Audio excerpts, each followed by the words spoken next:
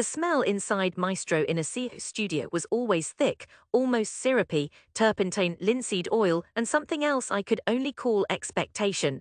The cracked windows let in ribbons of early November sunlight, pinning the dust motes into slow-moving constellations above our heads.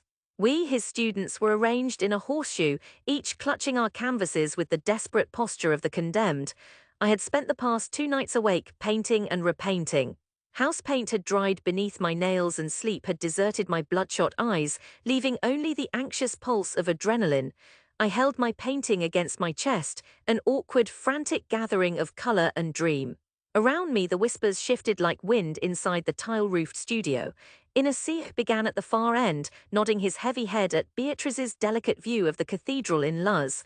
He praised the soft shadows, the balanced composition. Every word, softened by his horse smoker's rasp, seemed to weigh more than my whole future. He reached me last, and when he made to take my painting from my arms, I let it go reluctantly. I had tried to catch São Paulo's tangled energy, the skyscrapers pressing upward beneath electric wires, school kids sprinting past battered street art, a sky the color of torn denim. It wasn't pretty exactly, it pulsed, it jarred. The studio was silent. Inácio tipped his glasses lower on his nose, peering at the canvas. His lips moved, then drew thin. Interesting, Raphael, he gestured with 2 heavy fingers. You see São Paulo, but with too much fever.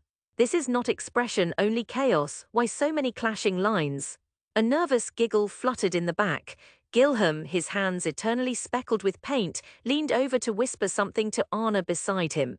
Anna, unable to help herself, tittered aloud. Someone tried to cough and failed. I tried to look unbothered. Inácio pressed on. Art is to reveal feeling, not to throw color without control. He paused, letting the silence stretch, waiting for me to wilt. You try to be different, but nobody will want this. Find another path, perhaps. The critique ended, but the words lingered, slicing into ribs I hadn't known could be reached. By the time I fetched my backpack, the group had broken into pairs by the battered long table, recapping oil tubes, discussing their next attempts, studiously ignoring me. I shoved my canvas under my arm, careful not to show my face. Outside, the city was loud, old buses coughing black exhaust, vendors barking about salgadinhos. But somehow those sounds made my humiliation sharper, each shout a reminder of my failure. I trudged the 3 blocks home, tasting metal in my mouth. The only consolation was the sky blushing orange and the distant call of a street musician playing for nobody. At home, the air was heavy with garlic and scorn. My mother's voice cut through the narrow apartment the moment I opened the door. Early again, she called from the kitchen. Did they send you away? I slid the canvas, face in always, behind the battered wardrobe. Class ended. She appeared in the hallway, hair pulled tight and hands on hips. My Uncle Joe emerged from the living room, mug in hand. They had grown used to these afternoons and to my lack of triumph. My paintings hung nowhere. My mother snorted, all this, Rafa, and for what? You could have been a lawyer, even carpentry is honest work, but you paint. She shook her head. Who ever heard of getting famous for that? Joe added, my cousin tried it once. Wasted years, ended up selling shoes. I found the leftover rice in the kitchen, eating in silence while my aunt dozed beside the television. I listened to the neighbors shout and to sirens slide by, and I wondered if maybe Inácio was right, if fever had blinded me. For weeks, routine calcified around my shame. Classes, critiques, ridicule packaged as advice. Some days I believed I would never paint again, but on the nights when the city's neon bled through the curtains, I caught myself imagining another canvas. The day I left, not even the dog seemed to care. My mother sniffed that I should remember how hard life was for the unskilled. Joe warned that self-delusion was the path to an empty stomach.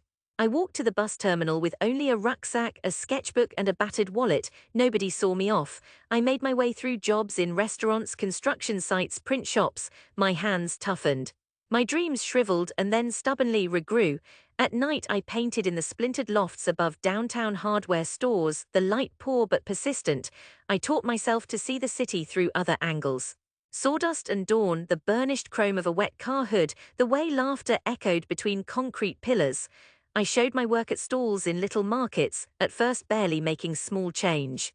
My first real sale was to a young couple who stopped, transfixed by a painting of Consolaço Metro, the rush of bodies blurred into streaks of color. They smiled at each other, then at me, as if we had shared a secret. They paid in cash, it was not much. I kept the receipt folded in my wallet, unfolding it on hard nights. One evening, knocking off after my shift at a faded lunch counter, I caught sight of a poster glued to a lamp post. Call for artists, it proclaimed in the language of hope. Culture House São Paulo, exhibition open call, submissions due. I took the battered envelope containing my best attempts to the marked address, my knuckles white in the rain. When I stepped inside, the gallery was still and smelled faintly of the dust of old canvases. For a week, I waited. I checked my battered phone every hour, rereading the submission email. There was a day when the silence felt like a tomb, and another when a message finally appeared, subject, conjoitulation. They invited me to hang 3 paintings. I had to borrow a collared shirt. Opening night at the gallery was humid and dense with unfamiliar perfume. Men in pressed shirts swirled glasses of white wine, murmuring to each other, their words blending with the soft jazz in the background. My paintings hung on a faded brick wall beneath harsh firefly lights, and for the first 10 minutes nobody even paused to look at them.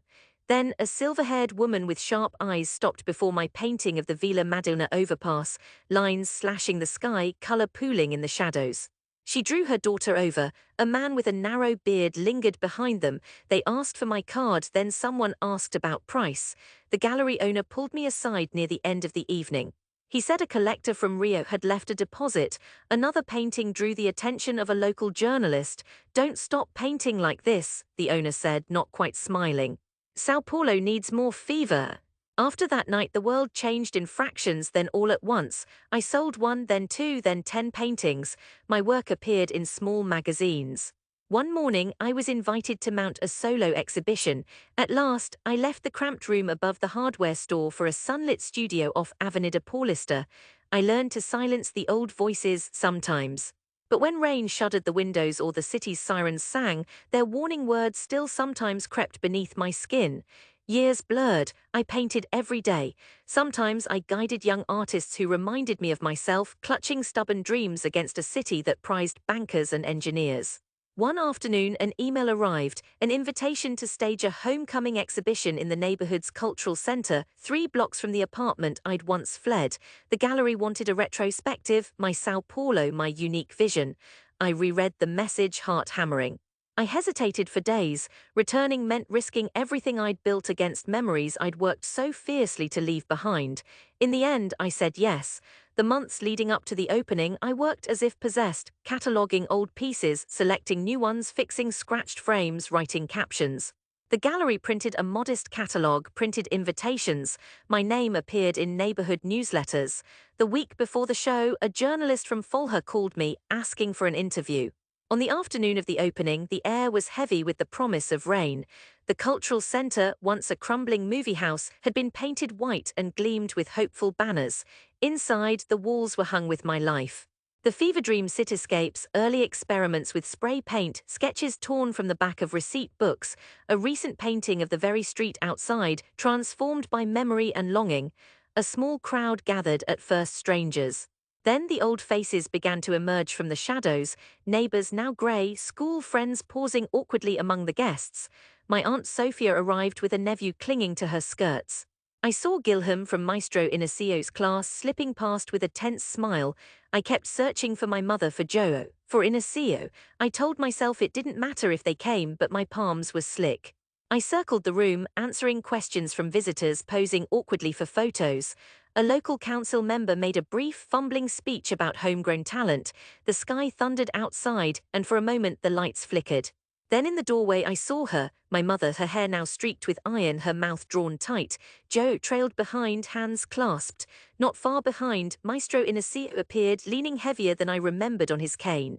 They stood at the doorway uncertainly, as if entering the gallery might betray some old oath. I crossed toward them, heart thudding. My mother looked me up and down, wary and proud in the way only mothers can be.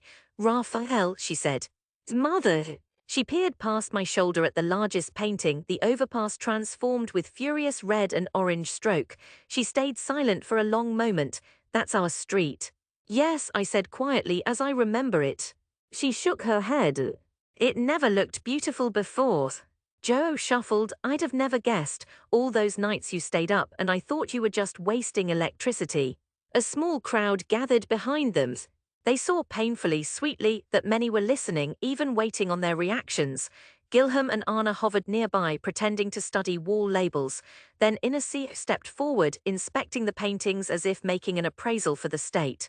He wore the same battered glasses, but his face was softer now, the lines around his eyes deeper. He paused before a canvas awash with dark purples and jagged gold. "This one," he said quietly, almost to himself. "The city as bruise and light." He turned to face me and the others seemed to fade. "Raphael, I was wrong. Chaos can reveal feeling if the hand is honest. You've painted something I still don't understand, but it makes me ache." He let out a short, rough laugh, shaking his head. "That is art. You proved me wrong." For a moment, the studio critique returned in all its cruelty, echoes stacking behind my ribs. But his face was no longer the judge's mask. It was a man letting go of old wounds. Someone nearby clapped softly, others joined in, unsure, but soon the applause swelled, filling the space to the blistered ceiling. I found Gilham's eyes. He looked away, cheeks flushed. Anna approached, squeezing my hand. "You did it, Rafa. You really did it."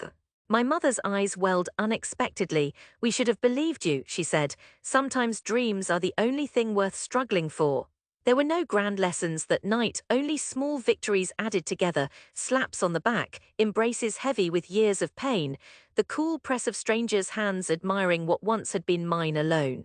As the rain crashed down outside, the gallery became a sanctuary, a place where the ache of rejection could finally be named and maybe even healed.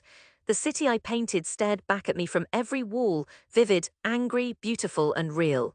I wandered from painting to painting, letting myself feel the pulse, not of fever but of life rebuilt, not the naive hope that everyone would come to love what I made, but the slow certainty that making it was enough, and that sometimes, if you are dogged and lucky and honest, you can carry your dream home, and it is not empty.